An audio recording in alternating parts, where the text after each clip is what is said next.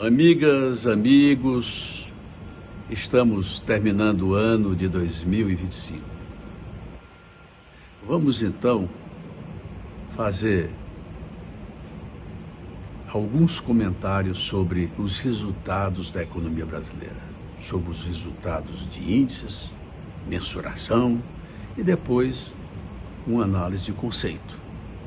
Informo que sempre, como sempre faço, que os nossos comentários não têm objetivos ideológicos e nem partidários.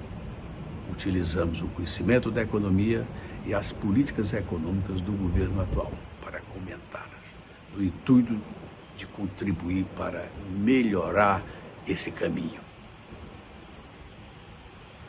Vamos começar com a inflação. A inflação brasileira aponta um resultado entre 4,7 e 4,8. É um bom resultado? Aliás, é um excelente resultado? Eu diria que não, mas é um bom resultado.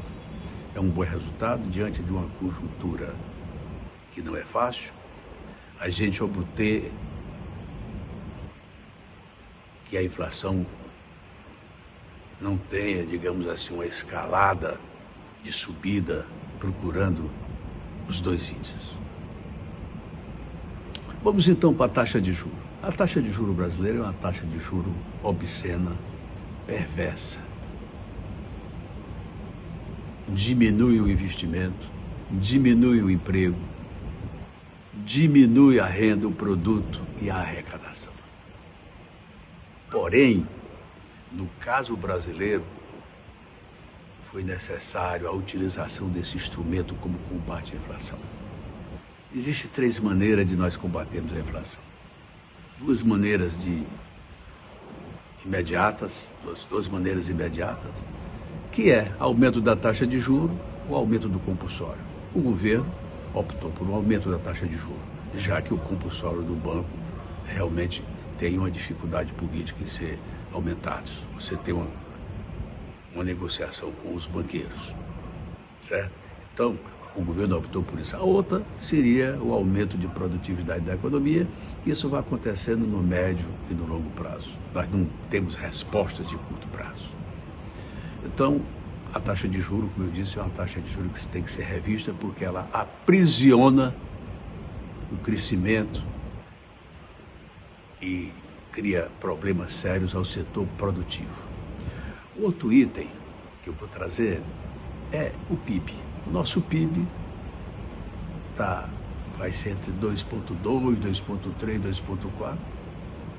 É um PIB modesto, certo? Mas diante da taxa de juro, né, diminuindo o crédito, aumentando a taxa de juro, evidentemente que esse resultado é um resultado esperado.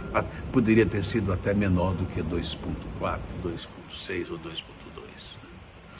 Vou tratar agora de um outro tema que é realmente um tema que aí eu considero que é um tema que tem que ser olhado com lentes específicas. É exatamente o déficit público brasileiro. O nosso déficit público está chegando, entre nós, chegando a 10 trilhões de reais. Chegando a 80% do PIB. Com essa taxa de juros de 15%, mesmo que ela caia para 10%, nós vamos tirar do setor produtivo 1 trilhão de reais e transferir para o setor financeiro. A culpa é do setor financeiro? Não, a culpa é da política econômica do governo. E tudo isso é um conjunto de ações que umas interferem nas outras. Taxa de juros, crescimento, inflação. Então o governo vai fazendo essas ginásticas.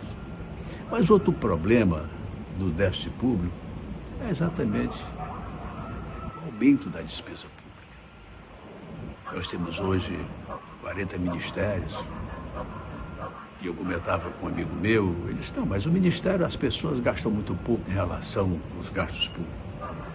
Não é bem assim, porque cada ministério, não são as pessoas, tem um orçamento.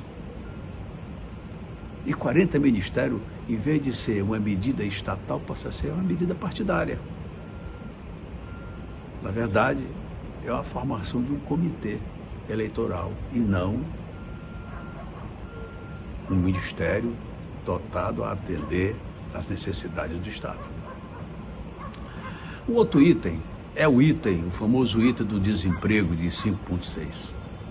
Não estou dizendo que foram usados índices de medida fraudulentos, não é isso.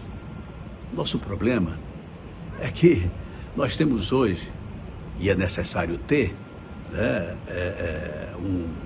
para acudir os nossos irmãos brasileiros, o Bolsa Família. E o Bolsa Família, hoje, sustenta 94 milhões de brasileiros, 47% da população. Eu fui demandado semana passada por um jornalista, acho, de Santa Catarina, e ele me perguntou como é que era esse número. Eu digo, olha, pega no governo, são 20 milhões de famílias. Se você botar o pai e a mãe e 2,3 de filho, dá 94. O que é uma família enxuta, no caso do Brasil. Tem gente que é 6, 10, etc. Então, não estou dizendo com isso que o Bolsa Família não tem que existir. Eu sou de acordo. A Bolsa Família, ela é necessária diante da situação, digamos, de vexame social que vive a sociedade. Mas que nós não podemos é mascarar um número e colocar esse número como placar para os empreendedores, os investidores, etc. E esse pessoal vai analisar. E quando analisar vai ver que realmente 5,6 não é uma medida correta, real. Né? Por último, eu quero tratar da reserva cambial. A reserva cambial brasileira, ela está na ordem de 359 a 360 bilhões de dólares. É uma das maiores reservas cambiais do mundo. 51% dessas reservas é fruto do resultado do agronegócio. Aí você pergunta, a sobra de recursos na reserva cambiais? Olha, a dívida é mais ou menos parecida, só que a dívida não é imediata. Então, nós temos a vantagem de um fluxo líquido, talvez de 100 a 150 bilhões de dólares. Isso sim poderia ser utilizado para resolver o problema da taxa de juros. Como fazer isso? Tem que juntar aí entendidos em economia, economistas, advogados para ver a medida jurídica, os políticos, e tentar, dentro de uma nova política econômica, utilizar essa benesse que nós temos, desde que a gente deixe o agronegócio participar da festa internacional. Agora eu vou fazer um comentário de conceito. Diante disso tudo, nós temos um tamanho de governo inadequado. Nosso governo é maior do que o necessário. Ele é inchado e ele trava o desempenho, tanto político como econômico. O outro são o prejuízo das estatais.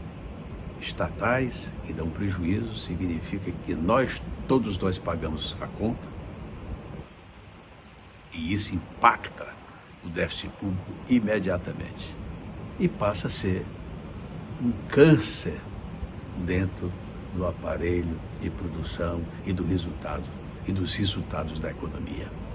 Nós temos uma alta de impostos também que parece que a gente não conhece a curva de Laffer. A curva de Laffer é um economista americano. Quando os impostos sobem exageradamente, por incrível que pareça, a arrecadação cai por dois motivos. Porque não tem escala de produção e porque aumenta a evasão fiscal.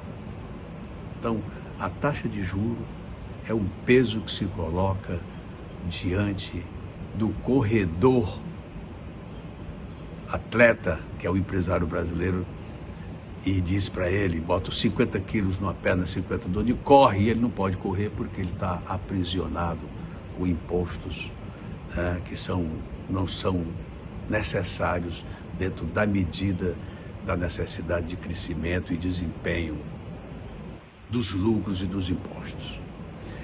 Com isso, meu amigo, eu gostaria de dizer a vocês que foi um ano difícil, não foi um ano fácil. Nós temos esses problemas que são sérios, mas o Brasil é uma grande possibilidade de riqueza. E disso já falei tantas e tantas vezes. Mas devemos, no próximo ano, encarar um ano diferente, porque é um ano eleitoral, é um ano em que a sociedade brasileira vai dizer quem são os novos dirigentes da nação. Muito obrigado e uma boa semana de trabalho.